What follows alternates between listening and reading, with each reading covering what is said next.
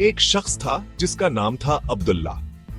वो एक बड़े ताजिर थे और बहुत अमीर थे, लेकिन वो बहुत गरीबों की मदद करते थे और अपनी दौलत को अल्लाह की रास्ते में खर्च करते थे। एक दिन अब्दुल्ला को एक फकीर मिला जिसके पास कुछ नहीं था। हाँ, अब्दुल्ला ने इसे अपनी जेब से कुछ पैसे दिए और कहा, जाओ कुछ खाना खाओ। फकीर ने कहा कि मुझे पैसे नहीं चाहिए, मुझे तो आपकी दुआ चाहिए। अब्दुल्ला ने कहा कि मैं तुम्हें दुआ देता हूँ कि अल्लाह तुम्हें दुनिया और आखिरत में कामयाब करे। फकीर ने कहा कि आपकी दुआ कबूल हो गई है, अल्लाह आपको भी दुनिया और आखिरत में कामयाब करे। अब्दुल्ला ने कहा कि तुम कौन हो? फकीर ने कहा कि मैं एक फकीर हूँ, लेकिन अल्लाह का बंदा हूँ। अब्दुल्ला ने कहा कि तुम वाकई फकीर नहीं हो, तुम तो बहुत बड़े ताजर हो। फकीर ने कहा कि कैसे? अब्दुल्ला ने कहा कि तुमने मुझे दुआ दिया है और दुआ एक बहुत बड़ा तिजारत है।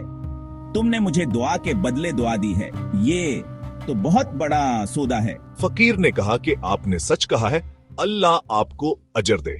इस कहानी से हमें ये सीखने को मिलता है कि दुआ एक बहुत बड़ा तिजारत है और हमको दूसरों के लिए दुआ करनी चाहिए। एक छोटे से शहर में एक गरीब लिखा रहता था जिसका नाम अली था। वो एक दिन में 2 बार खाना भी नहीं खा पाता था। एक दिन इसने काबे शरीफ की तस्वीर देखी और उसने फैसला किया कि वो काबे शरीफ की जियारत करने जाएगा। अली ने दिन रात मेहनत की और पैसे जमा किए। आखिरकार वो दिन आ गया जब वो काबे शरीफ जा सकता था। वो अपने सफर पर निकला और कई दिनों की सफर के बाद मक्का पहुंचा। जब इसने काबे शरीफ को देखा तो उसकी आंखों में आंसू आ गए। उसने काबे शरीफ के चारों तरफ तवाफ किया और दुआ मांगी। अली की दुआ इतनी खूबसूरत थी कि आसमान तक पहुंच गई।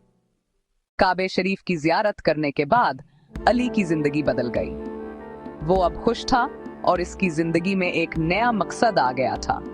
अली ने फैसला किया कि वो अपनी जिंदगी को इस्लाम की खिदमत में लगाएगा और दूसरों को भी काबे शरीफ की जियारत करने के लिए पुरजोश करेगा।